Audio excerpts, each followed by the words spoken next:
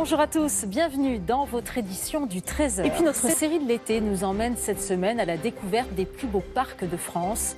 Aujourd'hui, direction Poitiers, dépaysement assuré dans le parc naturel de la Cassette, à seulement 2 pas du centre-ville. La nature sauvage dans la ville, c'est le pari du parc naturel urbain de Poitiers, tout près du centre. Les visiteurs et les habitants se retrouvent au milieu de grands espaces.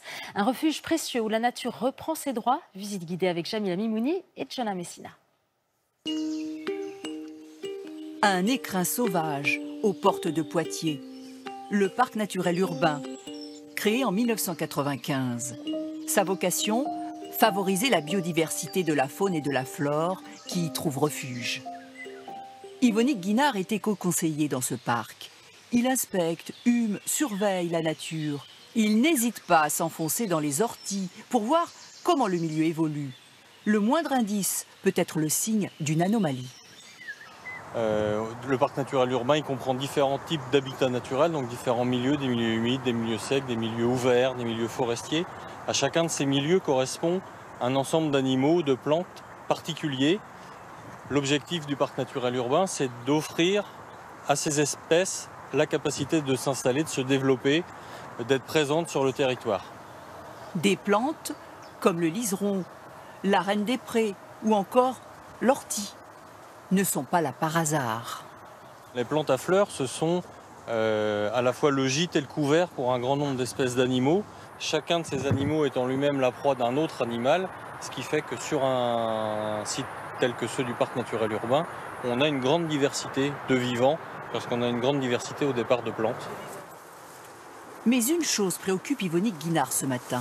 Depuis 2 ans, une fleur exotique importée d'Amérique se développe de façon anarchique. Ici de la jussie, seule méthode de lutte, l'arrachage. C'est une jolie fleur jaune. Malheureusement, quand elle est là, les autres disparaissent. Avec sa collègue, régulièrement, ils font la chasse aux libellules. Et c'est pour la bonne cause. On identifie l'espèce, et puis on note l'espèce, et puis après on la relâche. L'espèce qu'ils vont rencontrer sera un indicateur. Chaque espèce de libellule a des exigences écologiques particulières. Le fait de les étudier, de les suivre, nous permet de disposer d'un thermomètre en fait, qui nous permet de connaître l'état écologique, l'état de santé du milieu. Ce réseau d'espaces naturels dans la ville s'étend sur 250 hectares. Une ceinture verte parcourue de chemins. Pour créer ce parc, il a fallu acheter des parcelles et des friches, comme cette grande prairie inondable qui répond à un objectif, éviter à la ville de Poitiers d'être submergée. Ces sentiers et cette nature brute plaisent aux promeneurs. C'est joli comme aménagement, quoi. Les petits sentiers sont un peu sauvages, tout. C'est vrai que c'est très intéressant. On voit bien les bords de l'eau, là, et les branches dans l'eau, tout ça. C'est resté sauvage, quoi. L'intérêt, c'est juste que c'est un site un peu protégé, quoi, où effectivement on ne cueille rien, on contemple et on profite. Il n'y a plus de bruit, on est seul, quoi. Il y a juste beaucoup de coureurs, des animaux. On entend les oiseaux, c'est super agréable. Et les oiseaux, c'est le domaine de cet ornithologue. Il nous emmène dans cet espace où on laisse les peupliers morts à terre. Car c'est un réservoir d'insectes dont raffolent les oiseaux. Comme ce cloporte, ce coléoptère ou cette punaise rayée. Le piquet-pêche, par exemple, lui, en hiver, il se nourrit de graines, mais toute la période où il élève des jeunes, il se nourrit d'insectes et il vient les chercher dans l'écorce, sous l'écorce, dans les petits bouts de bois qui sont, dans les parties d'arbres qui sont un peu pourries, où il y a des insectes avec des larves. Se nourrir ou nicher. Ce sauterons morts, on devine où on voit des trous qui sont creusés par le piquet-pêche, des fois pour y faire son nid. Les oiseaux, en fait, comme ils se cachent beaucoup, on les repère surtout à l'écoute pour faire des suivis. Il note scrupuleusement ce qu'il entend. Et on a le Puyo Veloz qui chante là, qui fait Chief Chaff. C'est les Anglais qui l'appellent Chief Chaff. Chief Chaff, Chief Chaff, Chief Chaff.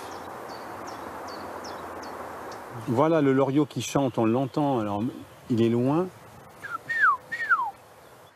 Dans cet espace, une cinquantaine d'espèces d'oiseaux.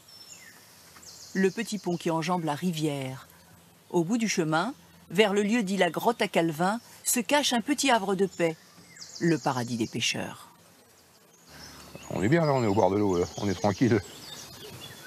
Même les eaux de la rivière Clin sont pleins de poissons variés qui cohabitent. Il y a abondance. Vous avez du gardon, vous avez de la blette, vous avez de la brème, de la tanche, vous avez du silure, vous avez du brochet, vous avez de la perche. Dans le Clin, il y a toute espèce de poisson. Dans ce parc, pas de ballon, ni de barbecue, mais un endroit préservé pour la nature sauvage.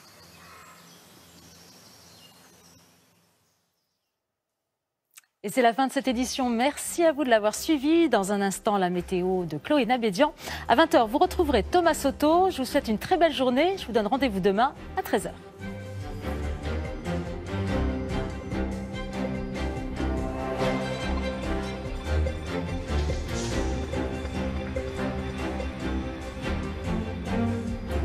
Retrouvez toute l'actualité en continu sur France Info, Canal 27.